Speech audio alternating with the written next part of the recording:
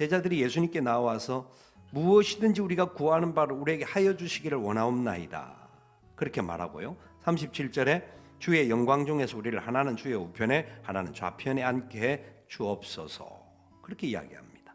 볼 때는 굉장히 주님께서 지금 세 번의 순환과 죽으심과 부활에 대한 말씀을 하셨는데도 불구하고 이들이 깨닫지 못하고 자기 좋은 자리만 구하는 것 같이 보여지기도 합니다.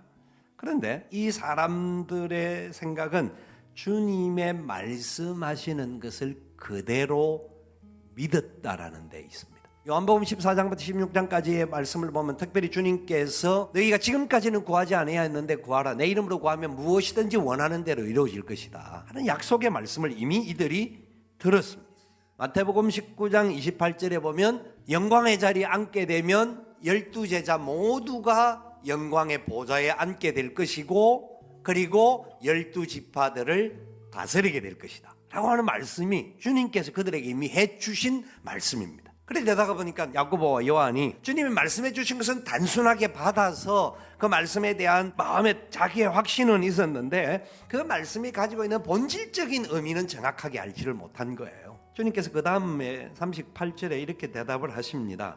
이게 야단치고 꾸중하는 것 같지가 않아요. 예수께서 이르시되 너희는 너희가 구하는 바를 알지 못하는도다. 지금 네가 지금 구하는 거 무엇인지 원하는 대로 구하면 이루어진다는 게 맞는데 네가 지금 정확하게 알지 못하고 있구나. 그 의미가 뭔지를 모르고 있구나 라는 말로 주님께서 다시 가르쳐 주십니다. 그러면서 질문을 한 번 더 합니다. 내가 마시는 잔을 너희가 마실 수 있으며 내가 받는 세례를 너희가 받을 수 있느냐. 여기 말씀하는 잔은 성경에서 여러 부분에서 이야기하는 주님의 고난에 대한 이야기입니다.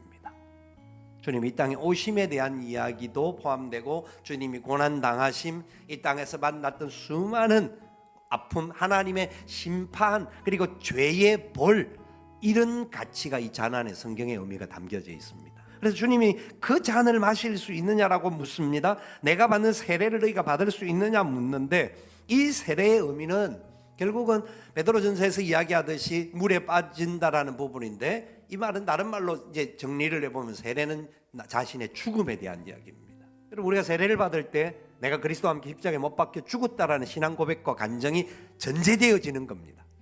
그래서 죽음에 대한 부분이 세례 속에 담겨 있는데 제자들은 너무 단순해서 어린아이가 갔다가 보니까 평상시 주님이 식사 때 마실 수 있는 잔 그리고 주님이 세례 요한에 의해서 받았던 세례 자기들도 기본적으로 동참할 수 있다라는 것이 아니었겠습니까? 그렇게 생각하니까 그들은 답을 이렇게 하죠. 내가 할 수 있습니다.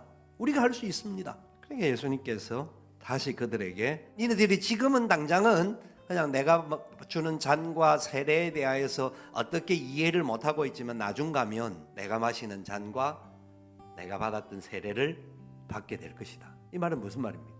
고난을 받을 것이고 죽임을 받을 것이다. 여러분 사도행전 12장에 예루살렘 교회 초대 순교자가 나옵니다. 야고보입니다. 예수 그리스도가 진정한 구원자이시고 생명이심을 그 사람들 앞에 선포하면서 죽임을 당합니다. 요한은 요한계시록 1장에 보면 밤모섬이라는 곳에 유배를 당합니다. 그곳에서 어려운 고초를 당하죠. 그리고 안디옥 지경에다가 나중에 교회를 세워서 예수님의 어머니 마리아를 평생 모시고 지나는 주님의 이 고난의 잔에 주님의 죽으심에 동참하는 삶을 삽니다. 우리는 영광을 좋아하죠.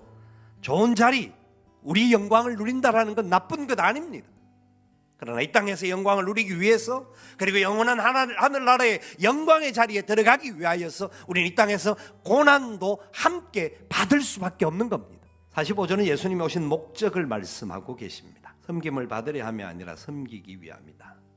그래서 자기 목숨을 많은 사람의 대속물로 주려 함이었다. 여러분 예수님께서 나를 대신하여 속죄 제물이 되어주셔서 내가 구원받고 하나님의 자녀 되었고 하나님을 예배할 자가 되었음을 감사하시죠. 그건 분명한 사실입니다. 이것을 안다고 한다면 주님이 앞에서 말씀하신 의미를 우리는 조금은 이해할 수가 있습니다. 어느 자리의 문제가 아니라 어떤 자리든지 그 자리에서 진정 주님이 원하는 주님이 살으셨던 주님의 뜻을 순종하는 섬김의 삶을 살아야 한다는 것이었습니다. 어느 자리든지 남들이 보기에는 하찮은 자리 같이 보이지는 자리일지라도 그 자리에 앉아서 주님의 마음을 가지고 섬기는 자들이 되어지면 주님께서 영광의 역사를 이루어 주신다라는 겁니다.